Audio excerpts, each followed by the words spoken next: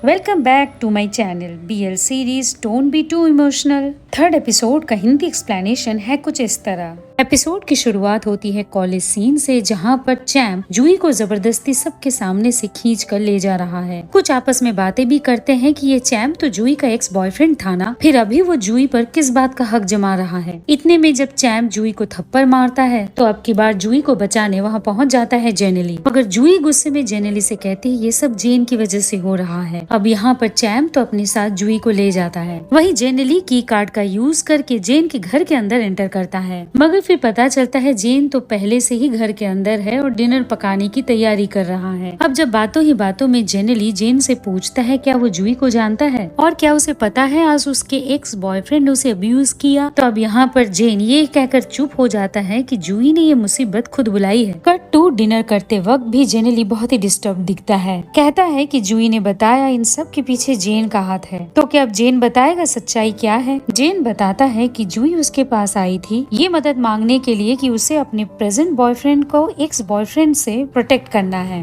लेकिन जब उसने मदद करने से मना कर दिया तो जूही को इस बात का बुरा लग गया। जब जेनेली पूछता है कि जेन ने जूही की मदद क्यों नहीं की, तो जेन बताता है जूही ने चीटिंग की थी, इवन कि उसने अपने एक्स बॉयफ्रेंड के पैसे भी चुरा लिए थे, और ऐसा नहीं कि उसने ये पहली बार किया, ये तो उसकी आदत बन चुकी है। मगर ये सब कहने के बाद जेन इस बात की शिकायत भी करता है उसने कुछ नहीं भी किया तो भी जेनेली उसी से सवाल जवाब कर रहा है। मतलब तो ये भी हुआ कि वो भी दूसरों की बातों पर यकीन करता है मगर जेन पर नहीं। यह पहले तो जेनेली माफी मांगता है, लेकिन फिर ये भी कहता है कि उसे उम्मीद है अब जेन उससे कुछ और नहीं छुपा रहा। तो जेन भी कह देता है कुछ बातें उसने अभी तक जेनेली को बताई नहीं, मतलब नहीं है कि वो छिपा रहा है। खैर अब डिनर के बाद जब जेन जेनेली के करीब आने की कोशिश करता है तो जेनेली ये कहकर टाल देता है कि दोनों में से किसी ने भी अभी तक नहाया नहीं है, तो पहले जेन फ्रेश होकर आए फिर बात करेंगे। तो अब जब तक जेन नहा रहा होता है इसी मौके का फायदा उठाकर जेनेली उसी बॉक्स को खोलता है जहाँ कुछ दिनों पहले उसे बहुत सारे नेकलेस दिखे थे। सरप्राइजिंगली इस बार पूरा बॉक्स ही जेनेली को खाली मिलता है। एक पॉइंट पर लगता तो है कि जेनेली पकड़ा जाएगा, लेकिन फिर जब जेन बाहर आता है तो जेनेली प्रिटेंड करता है मानो कि वो यहाँ पर मुंह धो रहा है और फिर ये कहकर वॉशरूम चला जाता है कि उसे भी नहाना है। अब अगले कट में जेनेली शॉक में तो है, लेकिन फिर भी दिमाग में तो यही चल रहा है कि जेन के असलियत का पता वो कैसे लगाए। तभी जेद को बाहर जाते देखकर जेनेली कहता है कि उसे जेद का फोन चाहिए। फिर काफी सोच विचार करने के बाद जूही ने जो कार्ड उसे दिया था उस पर लिखे नंबर पर कॉल करता है। पहले तो जेनेली ये सुनकर चौंक जाता है, आवाज तो जेन की ही है, लेकिन फिर जेन अभी कहता ही है कि बताओ कैसी मदद चाहिए, कि जेनेली कॉल डिस्कनेक्ट करके जेन के नंबर को ब्लॉक कर देता है। अब अगले दिन सुबह का सीन, जेनेली यूनिवर्सिटी तो पहुँच गया है लेकिन पूरी तरह जेन के बातों में ही खोया दिखता है कि तभी उसी की तरफ बढ़कर जेन पूछता है आज रात तुम क्या खाना पसंद करोगे। जेनेली जब कहता है इस बारे में अभी तक उसने कुछ सोचा नहीं है, तो जेन कहता है कहीं बाहर भी खाने चल सकते हैं। अब जेनेली तो ये कहकर जाने लगता है उसे अपना प्रोजेक्ट पूरा करना है, इसीलिए घर जल्दी लौटेगा, मगर जेन जेनेली को रोक लेता है। फिर जेनेली के सर पर कुछ गिरा है, पहले उसे हटाता है और कहता है कोई बात नहीं हम कल मिल लेंगे। तो अब अगले सीन में दिखाया जाता है पूट आया है जेनेली को ड्रॉप करने। जेनेली जब शिकायत करता है आज तक वो ये नहीं समझा कि पूट इतना फास्ट ड्राइविंग क्यों करता है। पूट कहता है प्रॉब्लम उसकी ड्राइविंग नहीं है, दरअसल जेनेली को अब कार में बैठने की आदत हो गई है। फिर कहता है कि वो भी साथ चलता, लेकिन क्या करे, जिस बंदे से जेनेली मिलने जा रहा है उसकी शर्त है कि वो सारी बातें सिर्फ और सिर्फ जेनेली को ही बताएगा और किसी को नहीं। तो दिखाया जाता है जेनेली जिससे मिलने आया है इसका नाम डैन है और इसी यूनिवर्सिटी में कंप्यूटर इंजीनियरिंग की पढ़ाई कर रहा है। तो अब सीधा पॉइंट पर आते हुए डैन पहले तो जेनेली से पूछता है कार्ड वाले नंबर पर उसने कॉल किया था कि नहीं। दरअसल जेन कोई मामूली बंदा तो है नहीं, उसकी आंखें और कान हर तरफ फैले हुए हैं, लेकिन फिर घबराने की भी जरूरत नहीं है क्योंकि उसने चेक कर लिया है ये जगह सेफ है। जेनेली बताना शुरू करता अब तक बस उसे इतना ही पता चला है कि जेन 27 साल का है, हार्वर्ड से उसने साइकोलॉजी का ग्रेजुएशन किया है, लेकिन यहाँ पर फिर से अलग से ग्रेजुएशन कर रहा है। वो स्मार्ट है, इंटेलिजेंट है और उसके बारे में कई सारे अफवाहें भी फैली हुई हैं, जैसे कि एग्रीमेंट बनाकर वो दूसरों की मदद तो करता है, लेकिन फिर अगर एग्रीमेंट तोड़ दे तो उसके लिए वो पनिश भी करता है। पहले तो मुस्कुराते हुए डैन कहता है जेन को हार्वर्ड से एक्सपेल किया गया था और इससे रिलेटेड कुछ सबूत भी डैन जेनेली को दिखाता है। जहाँ ये साबित होता है जेन कैंपस में रहकर कोई नेटवर्क चला रहा था, जिसकी वजह से वहाँ के मैनेजमेंट ने उसे कॉलेज से निकाल दिया था। डैन आगे बताता है, माना कि जेन ने साइकोलॉजी में अपनी ग्रेजुएशन पूरी नहीं की, लेकिन हाँ उस नॉलेज का इस्तेमाल करके लोगों को मैनिपुलेट जरूर कर लेता है। जेनेली यहाँ पूछता है अगर बात में सच्चाई है और डैन के पास सबूत भी, तो जेन के खिलाफ जाकर डैन रिपोर्ट क्यों नहीं कर देता। इस पर डैन एक और फोटो दिखाता है जहाँ पर जेन यूनिवर्सिटी प्रेसिडेंट के साथ बैठा हुआ है। मतलब साफ है या तो जेन प्रेसिडेंट के करीब है या फिर प्रेसिडेंट ने जरूर उससे भी कोई फेवर मांगा होगा। मतलब यूनिवर्सिटी से उसे एक्सपेल करवाना कोई मजाक नहीं है। अब जब घबराते हुए जेनेली कहता है फिर पुलिस को रिपोर्ट करते हैं, तो डैन कहता है किसे पता, शायद पुलिस भी उससे मिली हुई हो। अब जब जेनेली पूछता है कॉन्ट्रैक्ट को बीच में तोड़ देने पर जेन कैसा पनिशमेंट देता है, तो डैन बताता है जो चीज सबसे प्यारा हो जेन वही छीन लेता है। अब इतने कॉन्फिडेंटली डैन को ये सब कहते सुनकर जेनेली डैन से पूछता है क्या जेन ने डैन के साथ भी ऐसा ही कुछ किया है। तो डैन कहता है बस वो ये सब रोकना चाहता है ताकि जेन की वजह से किसी और की जिंदगी बर्बाद न हो। अब जेन के खिलाफ इतना सब सुनने के बाद जेनेली सिर्फ इरिटेट ही नहीं होता बल्कि ये भी पूछता है कि आखिर इन सब से उसका क्या लेना देना, ऊपर से उसके पास तो कोई सुपर पावर भी नहीं है।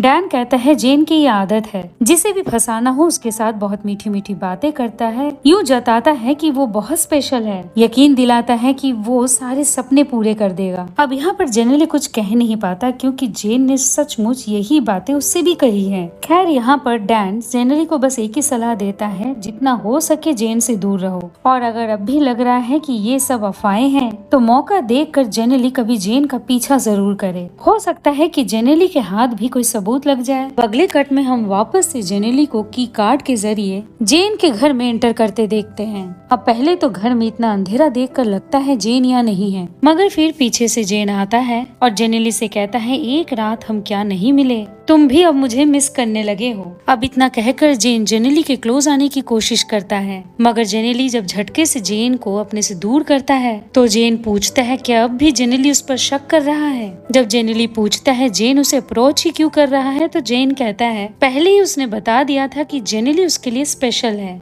जेनेली कहता है लेकिन यही बात तो जेन उन सबसे करता है जिससे वो कॉन्ट्रैक्ट बनाता है। वैसे भी एक बात जेन जान ले कोई उसे मैनिपुलेट करे ये बात उसे बिल्कुल पसंद नहीं। तो अभी जेन कहता ही है कि उसने जेनेली को कभी भी मैनिपुलेट नहीं किया कि तभी जेन का फोन वाइब्रेट करने लगता है। तो इसी मौके का फायदा उठाकर जेनेली भी ये कहकर निकल लेता है कि वो बाद में मिलेगा। अब जब जेन कॉल को अटेंड करता है तुरंत बाद ही वहाँ से निकल भी जाता है। वही ये भी दिखाया जाता है जेनेली भी कहीं गया नहीं है बल्कि अब वो जेन का पीछा करने के लिए टैक्सी हायर करता है। तो अब लोकेशन पर पहुंचने पे जेनेली देखता है कोई है जो जेन से कह रहा है आप जो कहेंगे मैं करने को तैयार हूँ, लेकिन इतने में सरसराहट की वजह से जेन को पता चल जाता है जेनेली भी वही है। तो अब जेन पहले तो जेनेली को सामने बुलाता है, फिर उस बंदे से कहता है बताओ इन्हें तुम मेरे लिए कुछ भी करने को क्यों तैयार हो। तो वो बंदा बताता है उसके घर में आग लग गई थी, तो जेन ने स्टूडेंट काउंसिल की तरफ से पैसे रेज करके उसकी मदद की है और यही वजह है कि अब वो यूनिवर्सिटी में अपनी पढ़ाई पूरी कर पाएगा। जेन आगे ये भी बताता है इसकी स्टोरी कल मैगजीन में छपने वाली भी है, बस वो मदद कर रहा है, ये नाम नहीं आएगा। तो अब जेन ये कहकर उस बंदे को जाने के लिए कहता है कि अगली बार से मीटिंग रखने की कोई जरूरत नहीं, फोन पर ही थैंक्स कह दे तो चलेगा।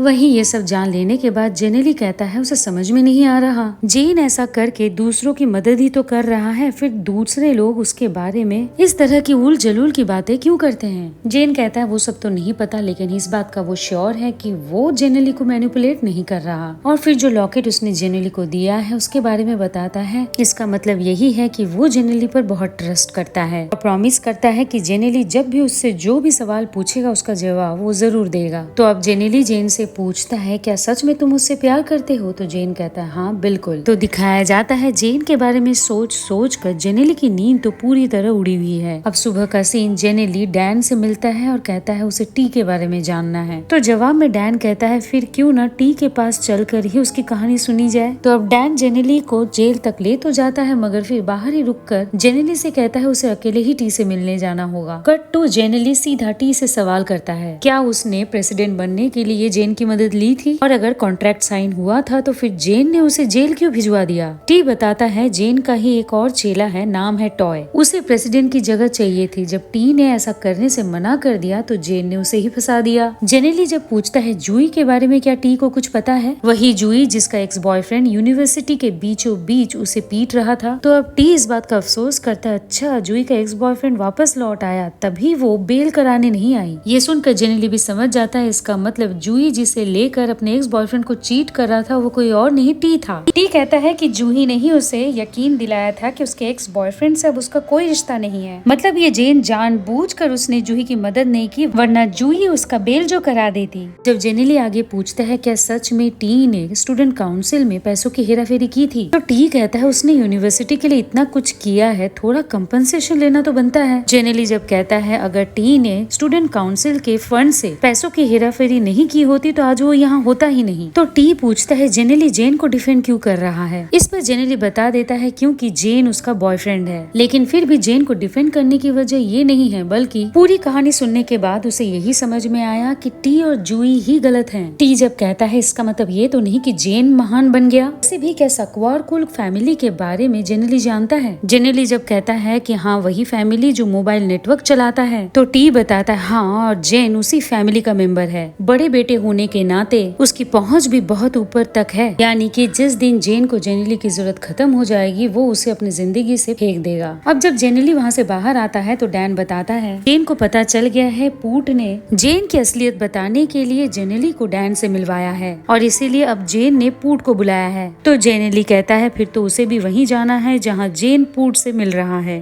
टू जेनेली और डैन को तो क्लब के बाहर ही ये कहकर रोक दिया जाता है कि यहाँ सिर्फ मेंबर्स ही अलाउड हैं। तो जेनेली वो कार्ड दिखा देता है जो जूही ने उसे दिया था, लेकिन फिर ये कहा जाता है जिसका कार्ड है सिर्फ वही अंदर जा सकता है। अगले सीन में जेनेली से कहा तो जाता है कि वो इंतजार करे, लेकिन वो उस कमरे तक पहुंच ही जाता है जहाँ पर जेन पूट से पूछ रहा है उसने जेनेली को डैन से क्यों मिलवाया, आखिर पूट उसके और जेनेली के बीच क्यों आ रहा है। तो पूट कहता है वो जेन से कॉन्ट्रैक्ट बनाना चाहता है, जेन जेनेली को छोड़ दे और बदले में जेन को जो चाहिए वो उससे मिल जाएगा।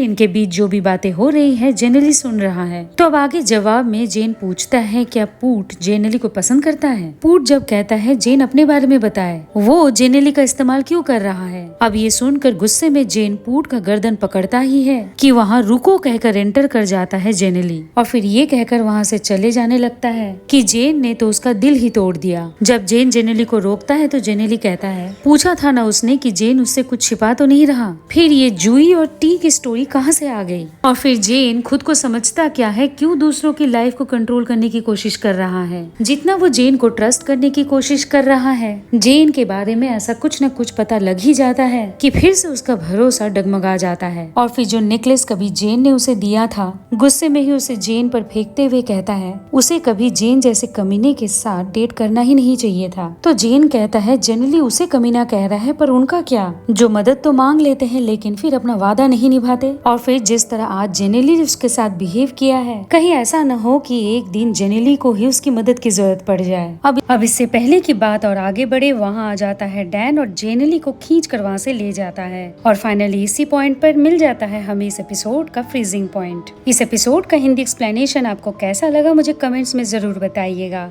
अगले एपिसोड के अपलोड पर आपको मिले नोटिफिकेशन, इसके लिए आप करें मेरे चैनल को सब्सक्राइब और बेल आइकन को क्लिक। जल्द मिलते हैं अगले एपिसोड में, तब तक stay happy, healthy and wealthy. God bless you, take care and bye.